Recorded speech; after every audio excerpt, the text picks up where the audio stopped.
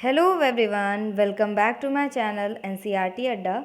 So today we have taken chapter number 3 of class 9, that is atoms and molecules.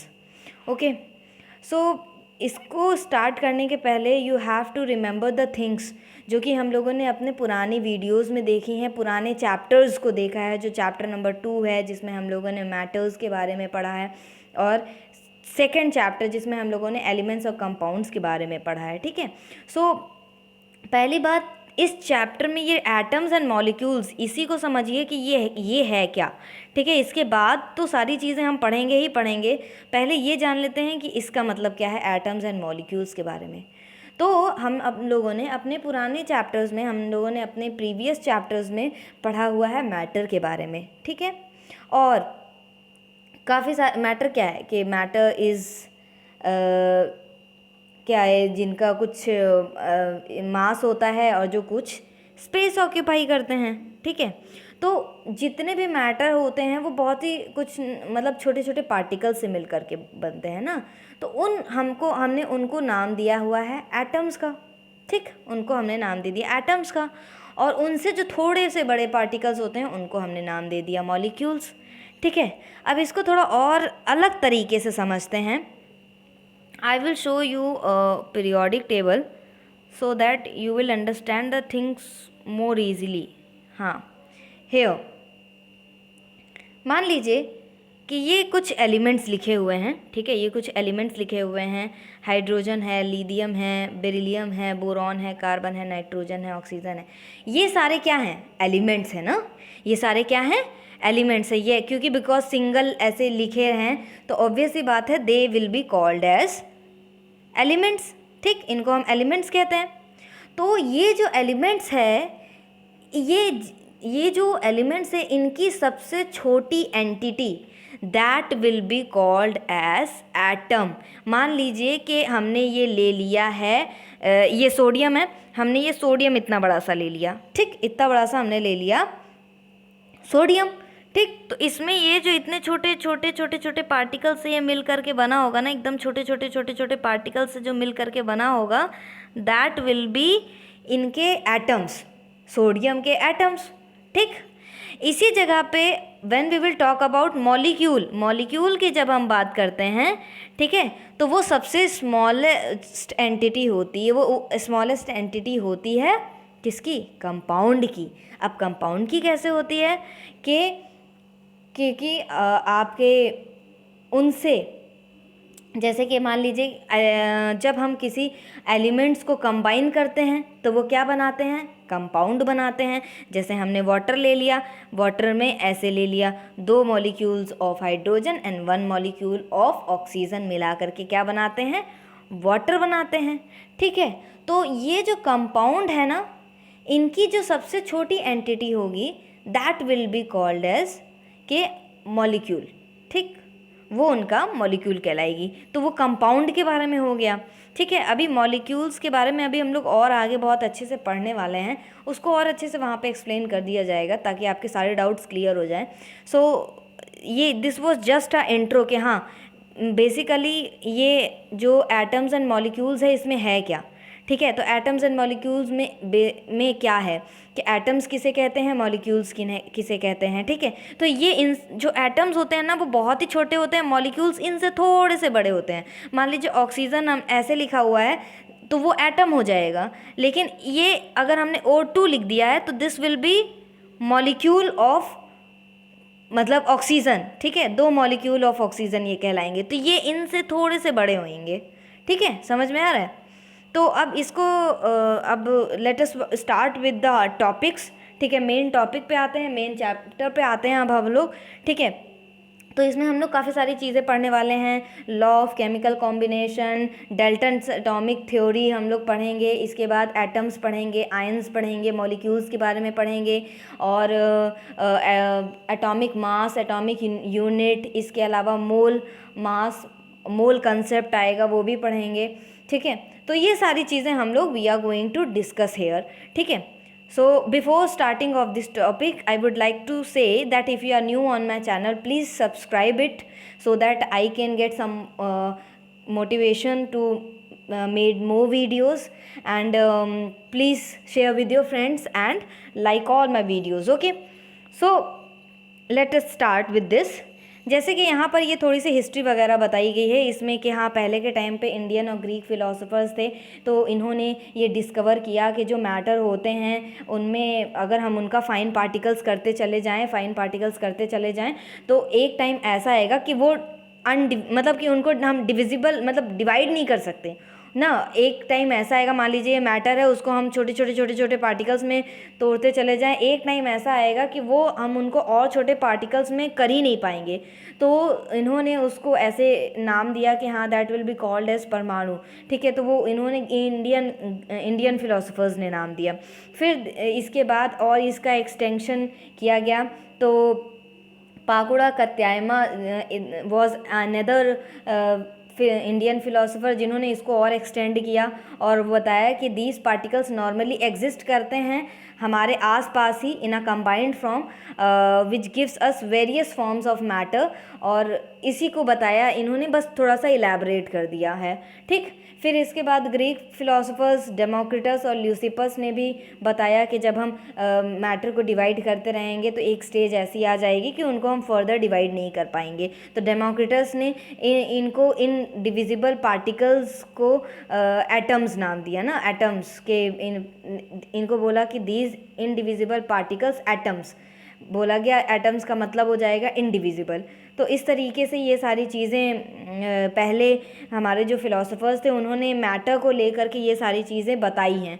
ठीक है, फिर जो main चीज़ आती है वो आती है दिस के Antoine L Lavoisier lays the foundation of chemical sciences. अब जैसे मान लीजिए जब बात आती है एलिमेंट्स और कंपाउंड्स की, ठीक है, कि पहले तो एलिमेंट्स क्या हैं, कंपाउंड्स क्या हैं, ये जानना पड़ा। ठीक है, तो अभी मैंने बताया एलिमेंट्स क्या है। मान लीजिए कोई चीज़ सिंगल ऐसे लिखी हुई है, दैट इज़ बोरॉन। मान लीजिए बोरॉन ऐसे लिखा है, that will be called as element. But elements जब कंबाइन हो जाते हैं तो वही बनाते हैं कंपाउंड।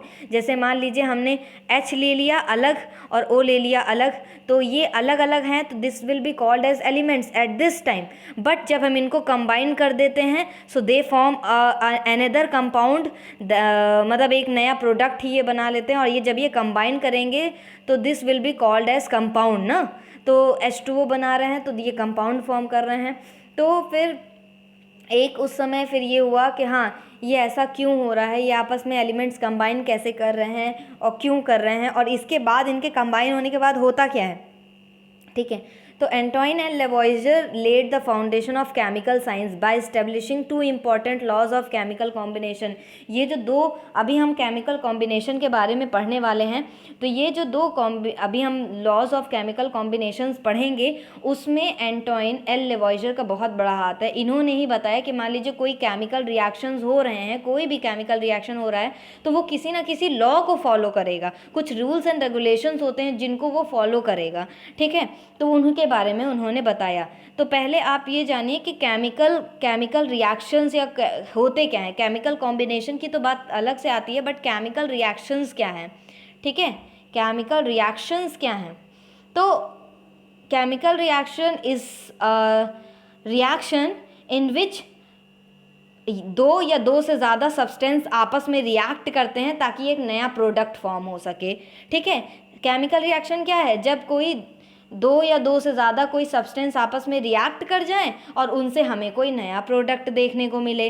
ठीक, तब हम उन्हें बोलते हैं कि मान लीजिए कि हमने कुछ भी लिया, मान लीजिए कि सोडियम लिया और क्लोरीन लिया। ठीक है, दो एक सब्सटेंस ले लिए और जब ये कंबाइन कर रहे हैं तो एक नया सब्सटेंस बना रहे हैं, sodium chloride, that is also called as common salt.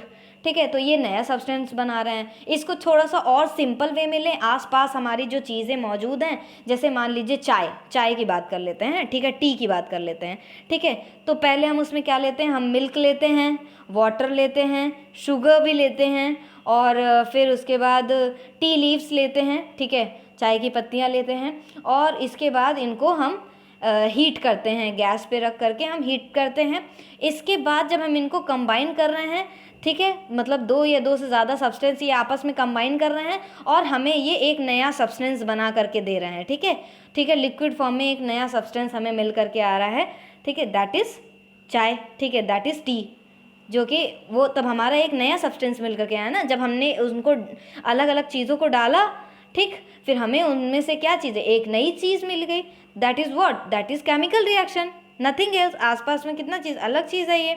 इसी तरीके से बहुत सारी चीज़ें हमारे आसपास हो रही हैं। ठीक है, तो कर्ड की बात ले लें तो कर्ड भी इसी में आ जाएगा। जो लोग जो घी बनाते हैं, ठीक है, और फिर वो भी इसी का चेंज आ जाएगा। ठीक है, मतलब कि एकदम अलग से ही बटर से फिर ऐसे करके खूब उनको करके फिर वो घी में कन्वर्ट किया जाता है। तो ये भी है। ठीक है, आपका केमिकल मतलब ये आपके डेली यूजेस के जो केमिकल रिएक्शंस आपके आसपास हो रही है उनसे रिलेटेड है। ठीक, तो अब दो केमिकल कॉम्बिनेशंस हम पढ़ लेते हैं क्या है। अभी हम दो केमिकल कॉम्बिनेशंस पढ़ेंगे which was experimented by Lavoisier and Joseph L Proust.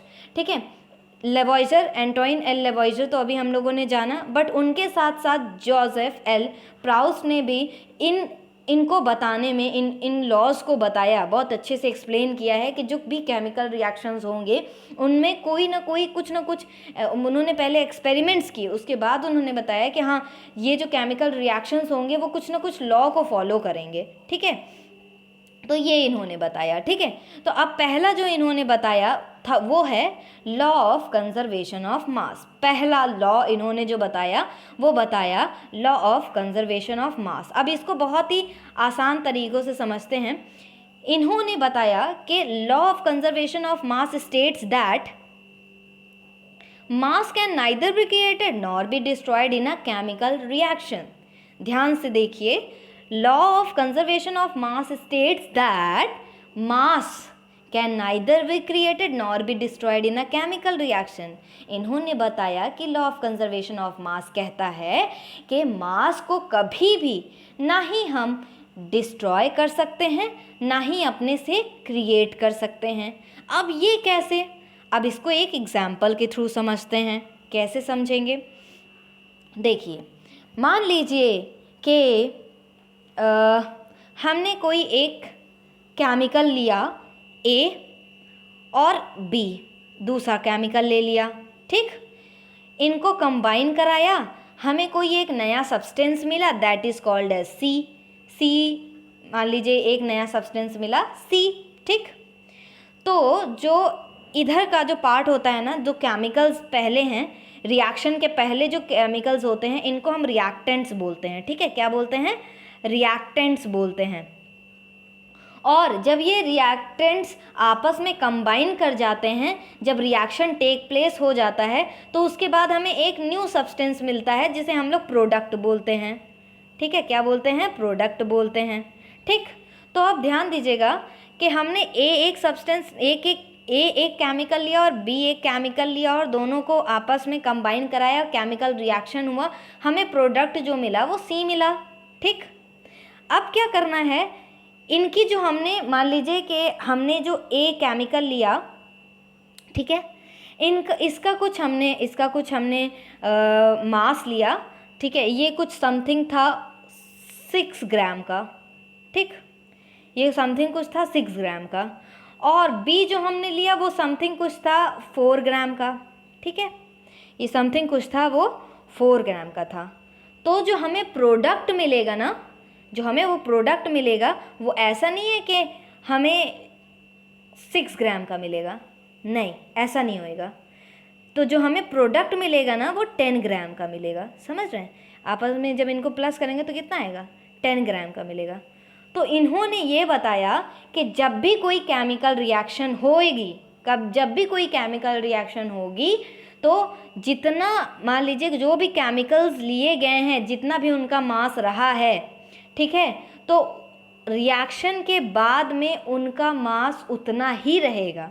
ठीक है, जितना, तो इन्होंने ये बताया कि mass of reactant will always be equal to mass of product. समझ में आ रहा है, जितना मास रहेगा रिएक्टेंट्स का उतना ही मास रहेगा प्रोडक्ट्स का। ठीक है, वही चीज़ इन्होंने बताई।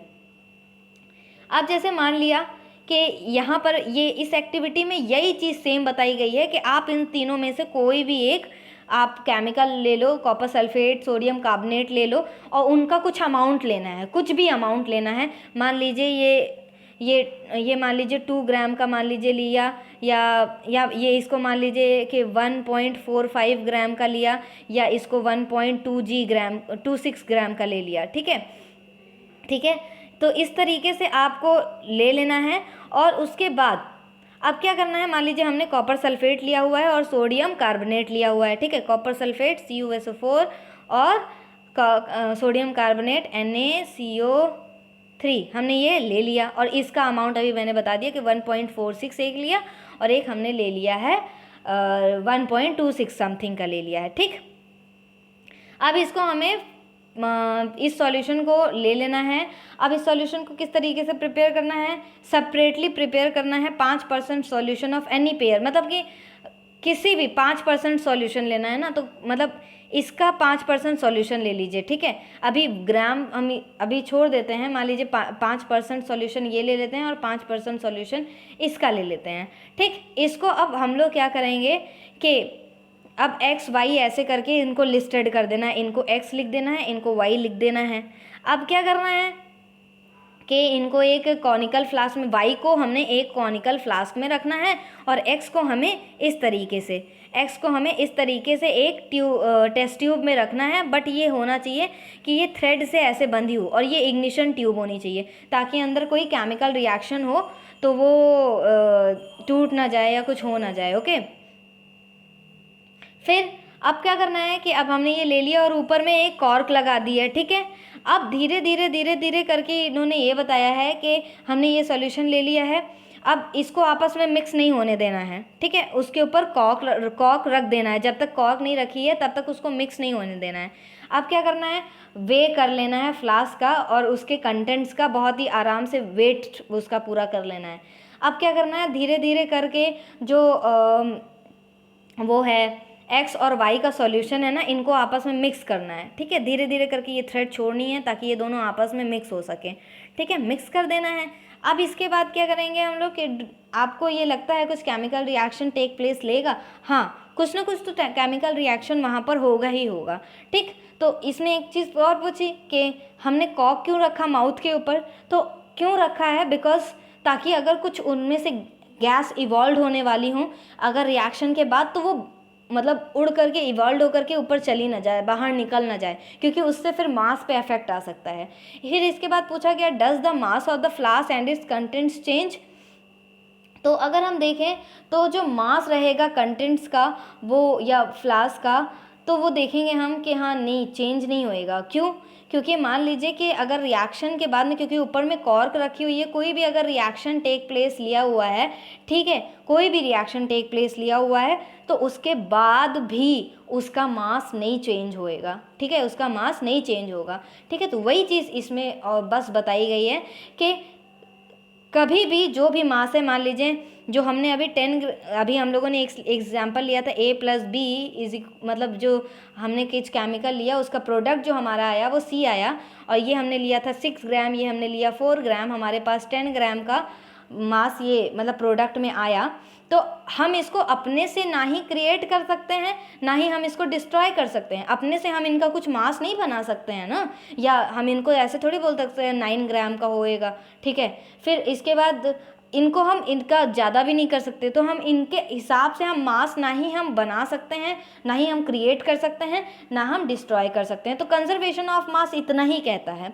ठीक है, किसका क्या कहता है, केमिकल रिएक्शन जब भी होगा तो जितना भी मास होगा रिएक्टेंट का उतना ही मास होगा प्रोडक्ट का। ठीक है, total mass of product is equal to total mass of reactants. और अभी रिएक्टेंट बताया कि आप केमिकल रिएक्शन जब भी हो रहा है तो उसके इधर का पार्ट, लेफ्ट हैंड साइड का पार्ट आपका कहलाता है रिएक्टेंट, और जो केमिकल रिएक्शन के बाद जो हमें जो चीज़ न्यू चीज़ मिल रही है, न्यू सब्सटेंस मिल रहा है, that will be called as product.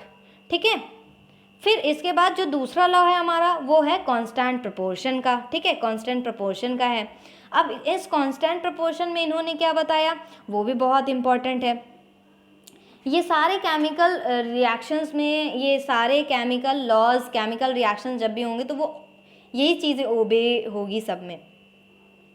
इसमें जो चीज़ बताई गई है आई विल एक्सप्लेन यू, कि जैसे इसमें दिखाया है Lavoisier along with other scientist noted that many compounds were composed of 2 और more elements and each such compound had same elements. ठीक है, उन्होंने बहुत सारे कंपाउंड्स देखे और उन्होंने नोट डाउन किया कि हाँ कुछ एलिमेंट्स होते हैं वो कि 2 एलिमेंट से मिल करके बने होते हैं, and each such compound had the same elements in the same proportion में होते हैं। तो इन्होंने बताया कि respective of where the compound came from and who prepared it. तो अब जैसे इन्होंने लिया कि मान लीजिए हम एक वाटर का एक कंपाउंड, मतलब इन अ कंपाउंड ऑफ वाटर, अगर water is also a compound ना, क्योंकि इसमें भी 2, ठीक है, 2 आपके हाइड्रोजन प्लस 1 ऑक्सीजन मिला करके आपका क्या बनाता है, आपका वाटर बनाता है। This is also a compound. तो होता क्या है कि इसमें ये है कि जैसे कि हमने ये जो 2 लिया है, 2 मॉलिक्यूल्स ऑफ हाइड्रोजन और 1 मॉलिक्यूल्स ऑफ ऑक्सीजन, ठीक है, तो हम वाटर कहीं का भी लें, ठीक है, वाटर हम कहीं का भी लें तो उसका जो प्रपोर्शन रहेगा ना वो सेम रहेगा मास के हिसाब से। अगर हम एटॉमिक नंबर के हिसाब से देखें तो इनका जो रेशियो आएगा वो 2:1 का आएगा, ठीक है, 2:1 का ही तो रेशियो आएगा ना। लेकिन अगर हम मास के हिसाब से देखें तो इनका रेशियो वो अलग आएगा। कैसे, देखिए ये है हाइड्रोजन, इसका जो मास होता है वो होता है 1, ठीक है। आप अभी जब पीरियोडिक टेबल देखेंगे तो पीरियोडिक टेबल में जो हाइड्रोजन है, हाइड्रोजन का atomic number and atomic mass दोनों ही 1 होता है, ठीक। तो यहाँ पर 2 मॉलिक्यूल्स लिए गए हैं हाइड्रोजन के, ठीक है, 2 मॉलिक्यूल्स लिए गए हैं हाइड्रोजन के। तो ऑब्वियस सी बात है इसका जो एटॉमिक मास है वो कितना है, 1 है। और कितने मॉलिक्यूल्स हैं, 2 हैं, ठीक है, 2 है ना। और ये मान लीजिए कि तो फिर आपके पास कितना आया, आपके पास कितना आएगा, ये आ जाएगा 2 ना, 2 आएगा। और जो ऑक्सीजन होता है, ऑक्सीजन का जो एटॉमिक मास होता है वो होता है 16, ठीक है, क्योंकि इसका एटॉमिक नंबर होता है वो होता है ऑक्सीजन का 8 और इसका होता है एटॉमिक मास क्या होता है 16, ठीक है। हाइड्रोजन का एटॉमिक मास होता है 1 और ऑक्सीजन का होता है 16, ठीक है। अब पीरियोडिक टेबल में जब आप देखेंगे तो ये चीज़ साफ साफ आपको मिल जाएगी। आप चाहें तो आप लर्न भी कर सकते हैं और कभी कभी कुछ एग्जाम्स में दिए भी रहते हैं एटॉमिक मासेस वगैरह, बट कहीं कहीं नहीं भी दिए रहते हैं। If you will learn this तो आपके लिए ही बेनिफिशियल है। तो मान लीजिए कि अभी हमने ये लिया ना, तो ये इसका 1 था, ठीक, 1 था, लेकिन यहाँ पर 2 मॉलिक्यूल्स हैं तो 1 × 2 कितना आ गया, 2, ठीक। फिर इसके बाद ये कितना था 16, इसमें तो कोई और मॉलिक्यूल लिया नहीं गया है, ठीक है, इसमें तो कोई और मॉलिक्यूल है नहीं, जैसे 2 यहाँ पर या 3 ऐसे कोई मॉलिक्यूल तो लिखे नहीं है। तो ये आप इसका देखिए ये इससे कट रहा है, ठीक है, डिवाइड कर दिया 1:8, ठीक है। तो इसका जो रेशियो आ गया वो आ गया 1:8, ठीक है। ध्यान से समझिए कि वाटर जो होगा आप वो कहीं का भी, मान लीजिए इतना बड़ा हमने ग्लास लिया और इसमें हमने वाटर लिया है, ठीक है, हमने वाटर लिया है, इसमें से हम 1 ड्रॉप ऑफ अगर वाटर निकालते हैं तो उसका जो 1 ड्रॉप भी होगा ना वो इसी मॉलिक्यूल मतलब इसी कंपाउंड से मिल करके बना होगा। और चाहे ये पूरी ग्लास का वाटर हम ले लें तब भी ये इतने ही ये इसी कंपाउंड से मिल करके बना होगा। तो इसका जो रेशियो होगा ना वो 1:8 ही का होगा, ठीक है, 1:8 का ही रेशियो होगा। चाहे आप आइस का वाटर ले लें, चाहे, ठीक है, आइस को वाटर फॉर्म में होने दें, तब आप उसका प्रोपोर्शन देखेंगे तो वो भी यही होगा। तो आप या तो फिर आप चाहे घर का पानी ले लीजिए, चाहे आप कहीं बाहर का पानी ले लीजिए, किसी दूसरे देश का पानी आप ले लीजिए, बट इनका जो एक प्रोपोर्शन होगा, कांस्टेंट प्रोपोर्शन होगा, दैट विल बी 1:8, ठीक है। तो ये चीज़ है कि कोई भी अगर केमिकल रिएक्शंस हो रहे हैं तो उनका कोई ना कोई एक कांस्टेंट प्रोपोर्शन होता है, ठीक है, उनके कंपाउंड का कुछ ना कुछ एक प्रोपोर्शन होगा। जैसे अगर हम बात कर लें सी की और ओ की, ठीक है, CO2 की बात कर लेते हैं, ठीक है, सिंपल सी बात है, CO2 की बात कर लें। तो कार्बन का पहली बात तो जो आपका एटॉमिक नंबर होता है, सॉरी एटॉमिक मास होता है, वो होता है 12। और अभी हम लोगों ने ऑक्सीजन का देखा है तो ऑक्सीजन का होता है 16, ठीक है। तो कार्बन ले लिया 12 और इसके बाद ये यहाँ पर 2 है, ठीक है, ये 2 है, ठीक है, तो 16 इंटू 2 तो मतलब 32, ठीक है, क्या हो जाएगा 32। इसको अभी किसी भी टेबल, हम किस टेबल से डिवाइड कर सकते हैं, ठीक है, 4 की टेबल से, 4 3 4 8, ठीक। तो 3:8 का रेशियो आ गया, ठीक है, ठीक है। तो 3:8 का रेशियो आ गया हमारे कार्बन डाइऑक्साइड का। तो कार्बन डाइऑक्साइड किसी भी चीज़ से निकले, मान लीजिए अगर हमने सीधे कार्बन प्लस ऑक्सीजन लिया है, ऑक्सीजन 2 मॉलिक्यूल्स ऑफ ऑक्सीजन लिया, इनको रिएक्ट करवाया है, अगर हमें जो इसमें पार्टिकल्स मिलेंगे, CO2 जो मिल रहा है उसका जो रेशियो रहेगा 3:8 का रहेगा। इसके अलावा हम क्या करें, मान लीजिए हमने CaCO3 ले लिया, ठीक है, CaCO3 ले लिया, ठीक है। अब इसके बाद इसको अगर हम मान लीजिए इनको अगर हम आपस में स्प्लिट कर रहे हैं तो एक हमारा आ जाएगा CaO, ठीक है, एक हमारा आ जाता है कैल्शियम ऑक्साइड आपका बन जाएगा, और हमें एक यहाँ पर कैल्शियम, अरे कार्बन डाइऑक्साइड हमारा मिल जाएगा। तो इसमें भी जो कार्बन डाइऑक्साइड निकलेगा इसका जो रेशियो रहेगा वो भी 1:8 का ही रहेगा, सॉरी 3:8 का ही रहेगा, ठीक है, 3:8 का ही रहेगा। समझ में आ रहा है। तो हमें कार्बन डाइऑक्साइड किसी भी फॉर्म में मिले, जब भी मिले, ठीक है, किसी भी रिएक्शन में मिले, उसका जो रेशियो रहेगा वो 3:8 का ही रहेगा, ठीक है। इसी तरीके से यहाँ पर एक और एग्जाम्पल लिया गया है अमोनिया का। तो अमोनिया का जो फॉर्मूला होता है वो NH3 होता है, ठीक है। तो इसका नाइट्रोजन का जो एटॉमिक मास होता है वो 14, और इसका जो अब यहाँ पर इसका एटॉमिक मास होता है वो होता है, क्या होता है, तो 1, लेकिन यहाँ पर है ये 3, ठीक है, 3 मॉलिक्यूल्स है तो यहाँ पर आ गया 3, तो 14:3 इसका आपका आ जाएगा एक कांस्टेंट प्रोपोर्शन, ठीक है। तो इनका जो ये मास के ऊपर है, ठीक है, लेकिन when we will take out the proportion on the basic of atomic number तब तो 1:3 का रेशियो इस पे आएगा, ठीक है, 1:3 का फिर रेशियो आएगा, ठीक है। समझ रहे हैं आप लोग इस तरीके से। तो ये जो लॉ है कांस्टेंट प्रोपोर्शन का वो ये बताता है, चाहे आप कांस्टेंट प्रोपोर्शन बोलिए, चाहे आप इसको डेफिनेट प्रोपोर्शन भी बोल सकते हैं, ठीक है, क्या बोल सकते हैं, डेफिनेट प्रोपोर्शन भी बोल सकते हैं। तो ये जो लॉ है कांस्टेंट प्रोपोर्शन का या डेफिनेट प्रोपोर्शन का वो यही बताता है। And this was state by Proust, ठीक है, जोसेफ प्राउस्ट, के इन्होंने बताया था कि जब भी कोई केमिकल सब्सटेंसेस, ठीक है, in a chemical substances the elements are always present in a definite proportion by mass, ठीक है, वो डेफिनेट प्रोपोर्शन में ही रहेंगे बाय मास। मास यहाँ पे स्पेशली बताया गया है, नंबर नहीं बोला गया है, मास बताया गया है, ठीक है, ठीक। अभी जब हम एटॉमिक मास एटॉमिक नंबर पढ़ेंगे, ठीक है, तो उसमें एक यूनिफाइड मास जो इसकी यूनिट होती है, ठीक है, वो भी हम उसके बारे में एक्सप्लेन मतलब अच्छे से उसमें पढ़ेंगे। ओके, समझ में आ रहा है। दिस वॉज अबाउट के ये 2 लॉज जो कि बहुत इंपॉर्टेंट हैं दोनों ही चीज़ में, कि हाँ ये जो 2 लॉज हैं कि हाँ इनको बहुत ही इंपॉर्टेंट है। इन 2 लॉज की वजह से जो ये केमिकल रिएक्शंस हो रहे हैं, ये दोनों केमिकल जो भी केमिकल रिएक्शन हो ये दोनों लॉज को फॉलो करते हैं। पहला तो कि मास can neither be created nor be destroyed, जो कि हमने कंजर्वेशन ऑफ मास में पढ़ा। एंड सेकेंड वॉज दिस, जो कि हमने पढ़ा कि इन अ केमिकल सब्सटेंस जितने जो भी एलिमेंट्स होंगे are always present in a definite proportion by mass, ठीक है, डेफिनेट प्रोपोर्शन में होंगे by mass. Okay, so this was very important, these 2 laws are very important, ठीक है, जो कि आपको पता होने चाहिए। Okay, I hope you all have understood this very well. So we will study this topic till here, and in the next video we will talk about Dalton's atomic theory. Okay, so see you in the next video. Please share this video with your friends and subscribe my channel and like all my videos. Thank you. See you in the next video.